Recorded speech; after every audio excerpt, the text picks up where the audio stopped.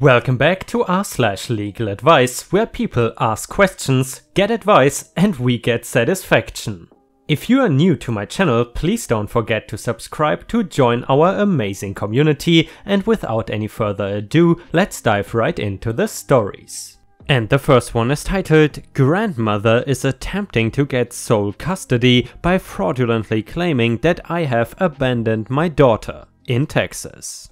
This weekend I discovered that my mother has filed a petition seeking to be sole managing conservator of my daughter because we are moving out of the country against her wishes because she is interfering in my parental rights.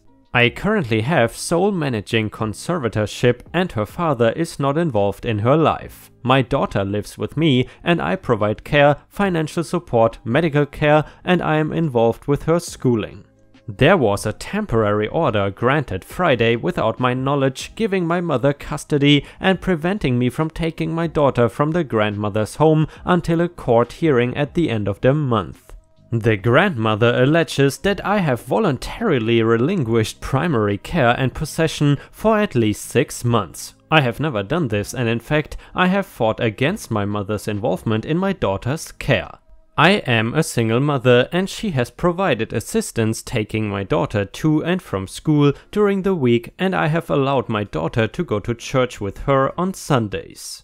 That is the extent of what I allow the grandmother to do. She has tried to convince me to give her power of attorney, allow her to claim my daughter on taxes, and offered to pay for school and other expenses, which I have refused all of. I am asking what evidence should I be collecting to prove that I am the primary caregiver for my daughter. I have school tuition receipts, doctor visit receipts, receipts for clothing and uniforms, extracurricular activities, and hundreds of photos showing that I am involved on a daily basis with my daughter. I have an appointment scheduled with a lawyer this week, but want to make sure that I have everything I may need quickly because our court date is before the end of this month. My daughter is so upset because she cannot come home with me, and I am devastated because I never wanted to believe that my mother would do something so crazy. And a user in the comments said, "All of this should be more than enough to refute your mother's claims." On a side note, I am very surprised that a court would grant a temporary order to give your mother custody here. Unless she had conclusive, or in this case fabricated evidence that your daughter was living with her, I would be concerned that she is also claiming some type of abuse. I gotta say guys, that is one of the most horrific legal advice stories we have had so far. And by the way, I am curious, are you guys still interested in legal advice? Because honestly, I still enjoy this subreddit, even though we have read so many stories now and there's still a good bit of content left. So let me know in the comments what you think. And the next one is titled, "Update, Grandma is trying to steal my daughter." So I have some news. Thank you for everyone's advice and well wishes. My daughter was returned to me this morning after the temporary restraining order expiration. We have court this Thursday, but my mom went crazy today physically trying to snatch my daughter from the school in front of the administration and physically assaulted me as well when I was getting to drop her off. All this immediately after the police gave my daughter back to me. Literally 10 minutes later, any case my mom could have possibly had is now gone. It has been the hardest 2 weeks of my life, and as much as I've tried to shield my daughter, I am afraid this will affect her negatively for some time. I'm going to try and find a therapist for her this week though. She is 3 years old and cannot understand why this has happened. I feel bad, but I am so relieved she's back in my possession. I hope this week goes smoothly, and I will give another update on Thursday after the hearing. Moral of the story is sometimes family is just crazy and you have to cut out the cancer. Well, I gotta say guys, I feel really sorry for all the people that have to deal with such a family. Thank God my family is not even close to being like this. Might also be though because my family is pretty small and there's not much room for crazies. In addition guys, if you have watched until here, please don't forget to post some star emojis in the comments and also like the video if you want to support me. Thank you so much in advance. And the next one is the last update to the grandma's story. So it has been a few months and this nightmare is still going on. We have had several 30-minute hearings over a few weeks and my mother was going to lose. At that court date, she told the judge directly that whatever the judge decided she would appeal, and in the interest of judicial economy she wanted to transfer to the next judge. Well, this judge didn't have any time for a hearing for 1 month. It was supposed to be 23rd June and he was giving us 8 hours. We show up the 23rd and this judge actually excused himself and referred to it to another judge because he just didn't want to hear the case. The state also scheduled a child support enforcement hearing against my ex for the same day because he has refused to pay and both him and my mother are simply trying to exhaust my finances at this point. During this time, a stupid temporary order has been in effect and was originally only for 3 weeks, but because of all the postponements is still in fact, which give my daughter 1 week with me, 1 week with grandma alternating, and 4 hours per week access with the ex. We are really set for a scheduling hearing 19th July and hopefully we can get a date for the next week. I am 16k under in legal fees and don't know how much longer I can keep up the good fight. The good news is my daughter loves it here at the new house, has made lots of new friends and is picking up Spanish quickly. Much to the annoyance of my mother, she's been even crazier and now has pending investigations for mail theft when she was caught stealing my mail, trying to find things to use against me in court. I still never got served, my writing of habeas corpus is unanswered, de novo hearings requests are pending, and all in all the family court is a crap show. I would not wish this on my worst enemy. I will post a picture of the court proceedings so you all can see how screwed up this is. Oh, I forgot the best part, I am adopted and had my records unsealed by the court, and it turns out she committed fraud to adopt me and lied to the court then too. Birth mother lied and said she was not married, presumptive father was never notified of the adoption, and then said that I was a resident of Texas who had lived with my adoptive mother since birth. I was actually raised by my grandparents and never moved to Texas until 4th grade. Almost 7 years after the adoption, worst case I can pay to try and void the adoption, which would destroy the standing this insane woman has. The rabbit hole is never ending. And a user in the comments said, at least we know why she thought she could get away with this. She did this once before with you. By simply lying to the court, she got exactly what she wanted and no one called her on this. So, naturally, she thinks she can do just whatever she wants. When the same trick did not work this time, since you called her on it, she just doubled down, making a huge mess of things. And guys, in this case, once again, I contacted the author and it actually took me a long time to get an answer. I think I originally wanted to post this story a few months ago, but now finally I have a not so satisfying answer, but at least it is an ending. So essentially in the end the grandmother did not succeed at getting sole custody of the daughter and OP fortunately got her daughter back, so to say. However, I did try to ask for more details because in the end it was getting really interesting, with the grandmother committing fraud to adopt her, but unfortunately OP told me that the whole event was too traumatic for her and she would like to forget about it, so that is all we get for now. I of course respect OP's wishes and I won't dig any further.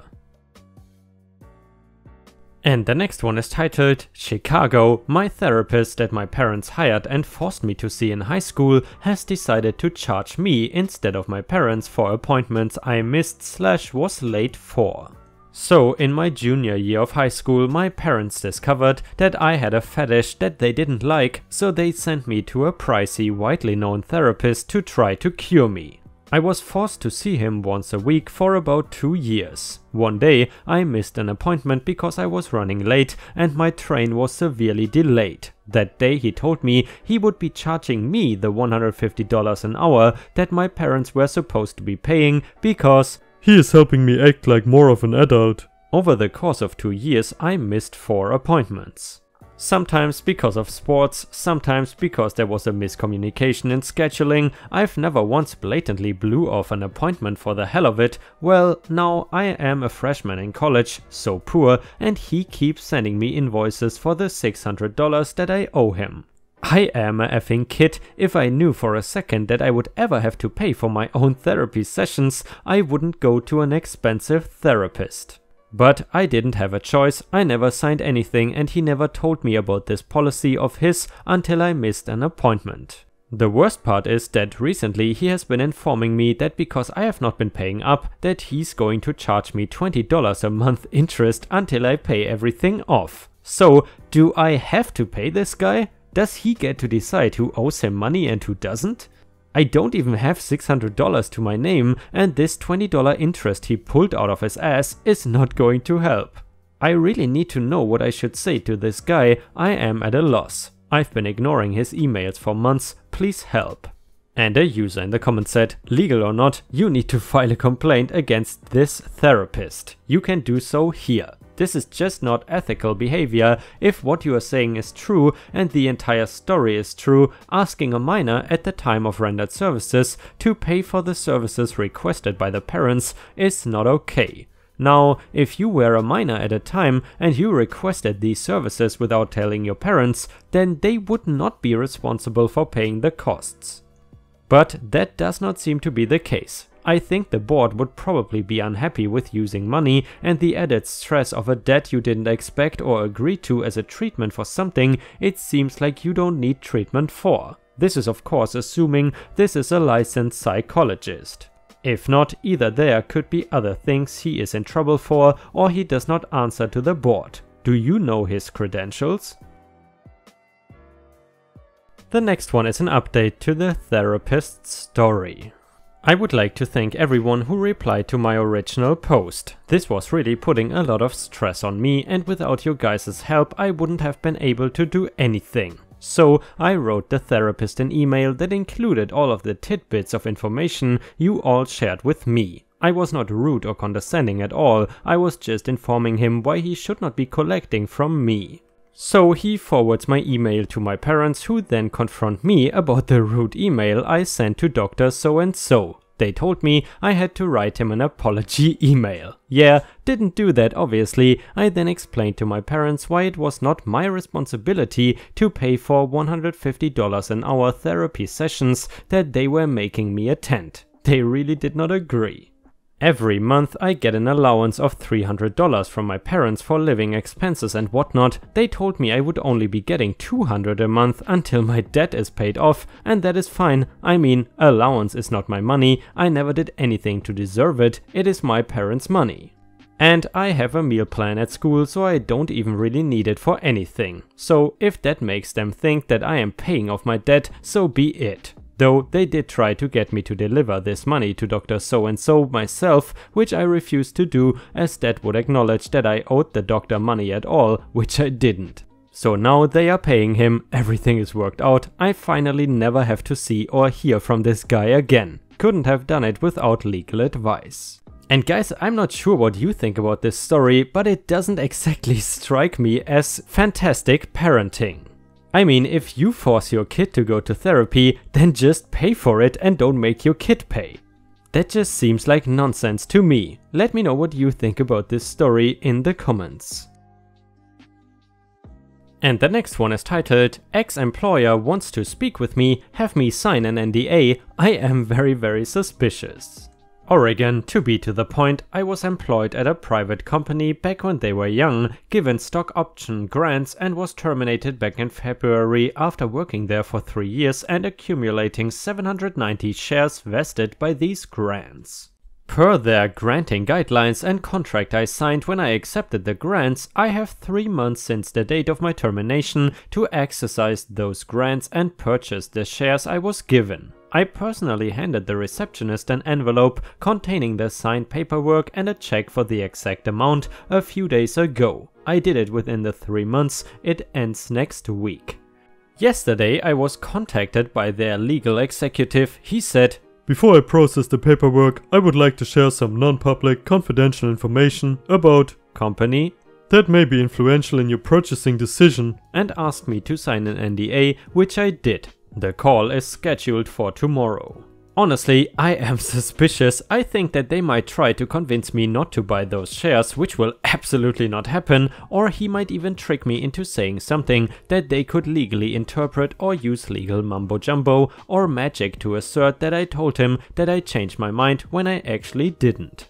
Why would they share confidential information with me about the company if they terminated me? What would they gain by doing so? Either he's doing something very nice for me or doing this to try and use legal whatevers to screw me. Before anybody says, "Don't talk to him," I know that this is an option and the smart thing to do, and I think I'm going to tell him that I declined speaking to him and would like him to process my exercise paperwork. However, I am curious, what do you think they are up to? What is their motive behind this phone call? What do you think they are going to try to do if I were to decide to be stupid and speak to them? There's obviously no benefit on their behalf to share any confidential information with me. I think it is bullcrap if you want my opinion. Thanks.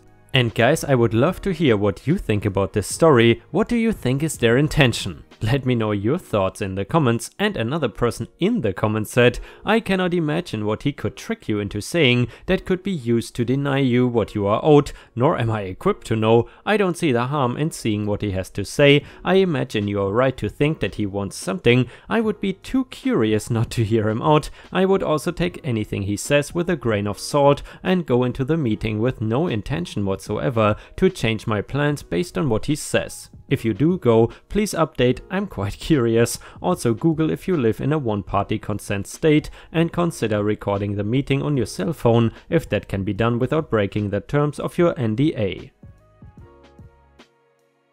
Update to the story from before.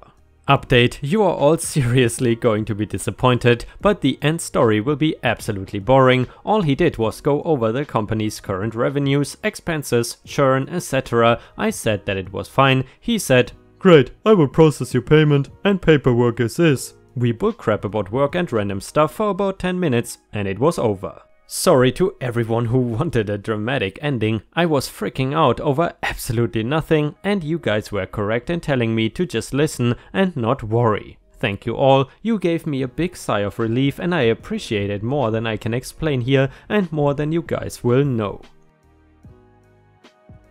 And the next one is not from LegalAdvice, but instead from our own subreddit as a little bonus. It was posted by user Ancient Eyes and it is titled "Maintenance Guy with a Super Big Mouth Trying to Put a Massive Target on My Back." Hello Ripe, this would fall under Tales from the Hotel. Backstory, I worked in the accounting department for a while at a 300-room property right on a beach. I had to go from the basement where my office was to the front desk carrying a simple plain tourist bag, and I bought this bag at a local tourist shop as not to attract attention while carrying large sums of money. The first duty I had was to go to the safe where employees dropped their envelopes with cash at the end of the night. I would grab all the paperwork done by the audit staff and then put the paperwork on top of the deposit envelopes. If anyone looked in the bag, it only looked like a simple newspaper was in the bag. Another one of my daily duties was to replenish the manager on duty safe. It was kept at the front desk so the managers could make the change for employees when accounting was closed and I would figure out how much it needed from my first run. There was about $500 during the week, however we put it up to $2,000 on Friday for the weekends. During holiday weekends such as Thanksgiving and Christmas we would put up to $5,000 in the safe. I would put a big bath towel I had from housekeeping to cover the stash. I also took the daily deposit to the bank every afternoon as our owner was too cheap to hire an armor car service to make our deposit. The cast is Maintenance Guy MG, Maintenance Manager, Manager, and OP me. The story, MG was in his 60s but sadly was not the brightest bulb in the light fixture. One day I am walking by him and he sees me, announces to another coworker, "Hey, there goes Mr. Moneybags. You know he carries around money, don't you?" I responded, "Do not call me that. That is not something you tell people." MG replies, "Why you carry money, so I can call you what I want." Every time MG saw me he would say the same thing and each time I would tell him to knock it off. After a week straight of this guy doing this 1 to 2 times per day and I finally went to the manager. The manager was one of the most cheerful people I had ever met, and I never once saw him until today with anything other than a big smile while in the hotel. "Hey manager, we need to chat." The manager replies, "Sure, what is up?" He and I have a good working relationship. I tell him about what MG is doing. The manager is shocked by this. I explain that it happened again just now. MG was in the hotel lobby and there were at least 20 guests, if not more, standing around. He yells it so loud and points at me, and now everyone was staring at me in shock. I continue. I walk around the hotel trying to be as invisible as I can. A couple of times a day I can have between $200 and $5,000 in hotel cash on me, and I also take our deposit to the bank daily. I do not need a bullseye on my back, and I always try to keep as low of a profile as I can, especially when carrying cash. I will even take my name tag off, and I won't say anything to anyone to try to look like just another guest. Can you please get this guy to stop calling me Mr. Moneybags and telling everyone that I carry money? Now the manager goes from shock to extremely mad. The manager tells me, "I will take care of it immediately, and you let me know if this ever happens again, as I will fire MG instantly." Aftermath, I can say the next time I walked by MG, the color drained from his face. He was whiter than snow. The expression on his face was something like he saw the Grim Reaper walking towards him, and he ran away as fast as his legs would carry him. I wish I knew what the manager told him to scare him so badly. And guys, unfortunately we have already reached the end of the video. I hope you enjoyed today's stories, and if you haven't already, please also go to patreon.com/ripeyoutube, where I upload exclusive Reddit videos starting at just $3 a month. This is a great way to support me in case you are interested, and the chance for me to become independent from YouTube revenue. Thank you so much for watching. Please don't forget to subscribe and like the video, and I hope to see you again tomorrow.